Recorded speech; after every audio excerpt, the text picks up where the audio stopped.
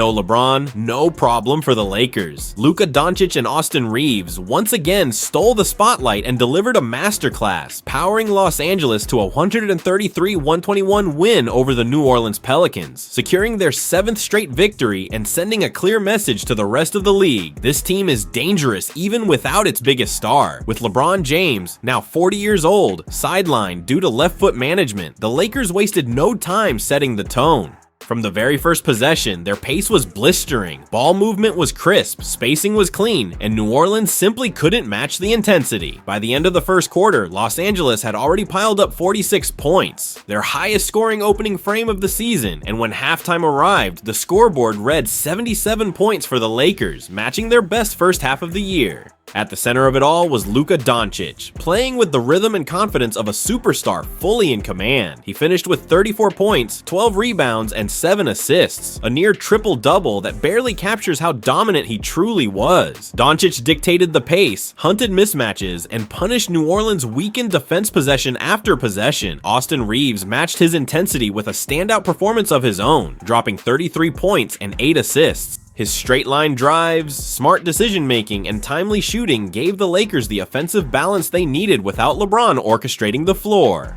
Together, Dončić and Reeves looked like a finely tuned engine, efficient, adaptable, and increasingly dangerous. After the game, Dončić downplayed the chemistry talk with a straightforward response. "I don't know what made it special. We're just good basketball players." While fans celebrated the continued winning streak, attention quickly shifted to the question that has followed the Lakers all season. When will LeBron return to full availability? The 40-year-old superstar missed the first 14 games of the season with sciatica, and since coming back, the organization has been extremely cautious in managing his minutes and workload. Head coach JJ Redick explained the philosophy. "It's something we've had to manage." With the back-to-back and the fact that the last 10 days have basically been his training camp, we're just being cautious. Redick made it clear that every decision involving LeBron's availability is evaluated individually. With James in his 23rd NBA season, the physical demands are different, and the organization is prioritizing longevity over short-term return. The Lakers still have 10 sets of back-to-backs remaining, and it remains uncertain how many of those LeBron will participate in, though Redick emphasized that the goal is to build him up so he can eventually play in all of them. Another storyline surrounding James is the league's 65-game requirement for postseason awards. With 63 regular season games remaining, LeBron can only miss 2 more if he hopes to stay eligible, but Redick reiterated that award considerations have not influenced any decisions. "Awards are great, and I want my guys to get what they deserve. But when you're coaching and playing, those things fall far down the list of immediate concerns." New Orleans entered the matchup significantly short-handed, missing several starters, including Zion Williamson, who was sidelined with a left hamstring issue.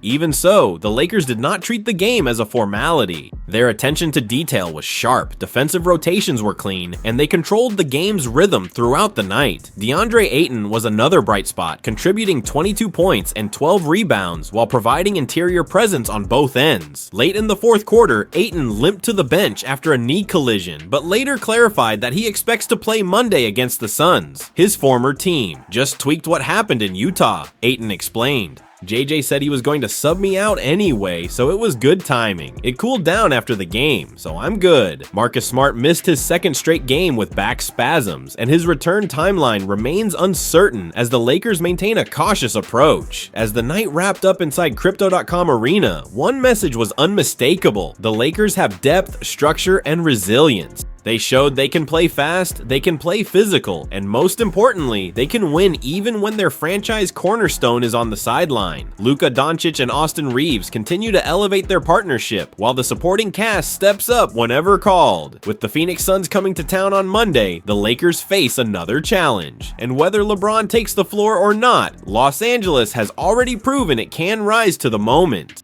Dončić's dominant performance didn't go unnoticed by the league. Luka has officially been named the NBA's Western Conference Player of the Week, covering games from November 24th through November 30th. a stretch that showcased exactly why the Lakers made him the centerpiece of their future. This marks Dončić's first weekly honor since arriving in Los Angeles and the 15th of his already decorated career, adding yet another milestone to a season that's quickly becoming one of his strongest. Throughout the week, Dončić delivered a level of play that not only drove the Lakers to 3 straight wins, but also reaffirmed his status as one of the league's most complete offensive forces. He averaged a dominant 37.3 points on highly efficient shooting splits, nearly 49% from the field, 45% from deep, and over 86% at the line. Add in 8.7 rebounds, 10.3 assists, and a block per game, and it becomes clear this was one of the most productive weekly stretches by any player this season. Los Angeles opened the week against the Clippers in NBA Cup action, and Dončić immediately set the tone with a commanding 43-point performance. He attacked the defense at every level, balancing step-back threes with drives to the rim, while still orchestrating the offense with precision.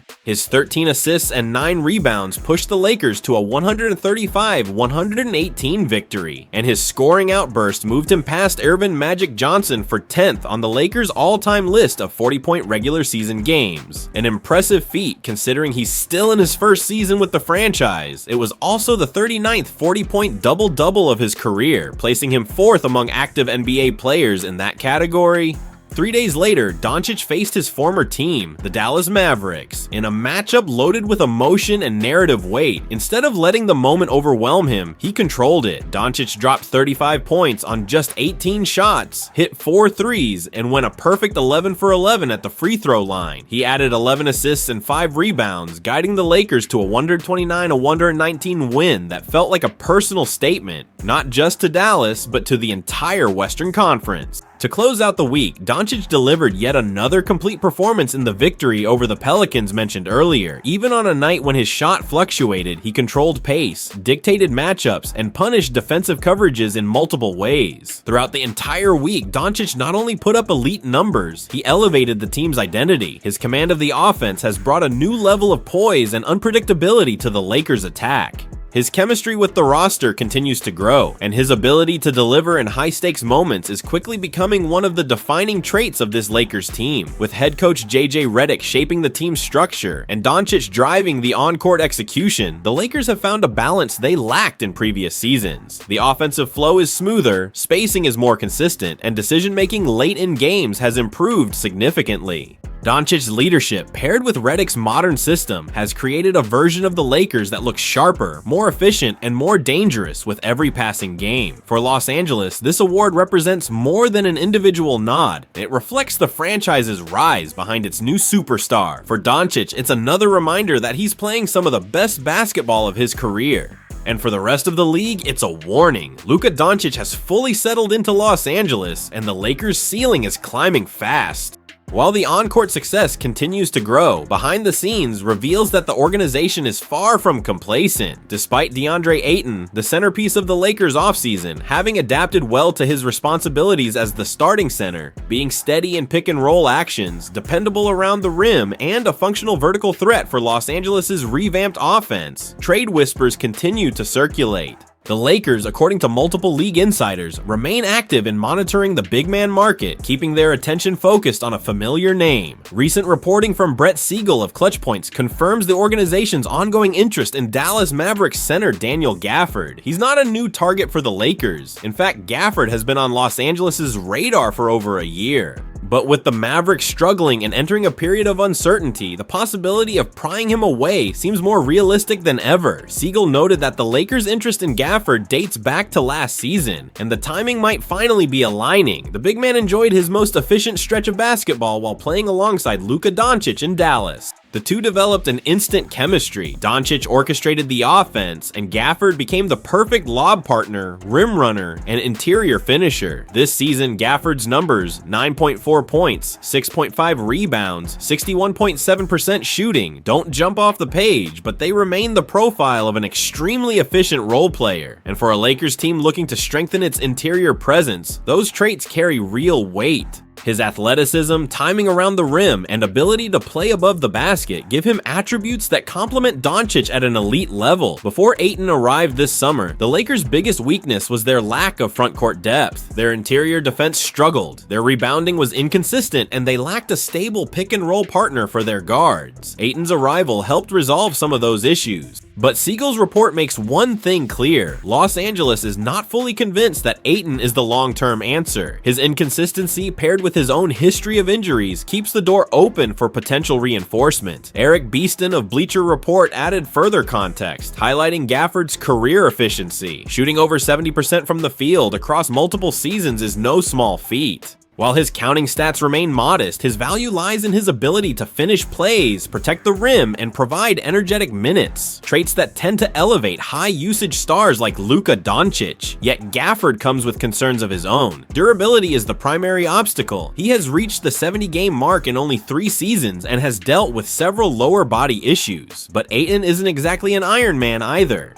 He is currently managing a knee issue and has missed significant stretches of games throughout his career. That reality softens the gap between the two players from a risk standpoint. Financially, adding Gafford would be complicated. His contract, over $18 million annually, would require the Lakers to move multiple pieces and possibly include draft compensation. But the idea of pairing Luka Dončić with a center he already understands, trusts, and thrives with has clearly kept the Lakers engaged in trade conversations. While the front office evaluates the market, the players on the court continue to deliver impressive results. The Dončić-Reeves duo has been particularly devastating. In their latest game against the Pelicans, the two became only the 4th duo in NBA history to score 30 or more in 3 consecutive games. That statistic, reported by Dan Woik of The Athletic, underscores how quickly they've established themselves as one of the league's most dangerous backcourts. Dončic's season has been nothing short of extraordinary. He leads the NBA in scoring at 35.1 points per game, while also averaging 8.7 rebounds, 9.2 assists, and 1.7 steals. Somehow, after years of carrying Dallas, he has unlocked yet another offensive level in Los Angeles, and he is now building the strongest MVP case of his career.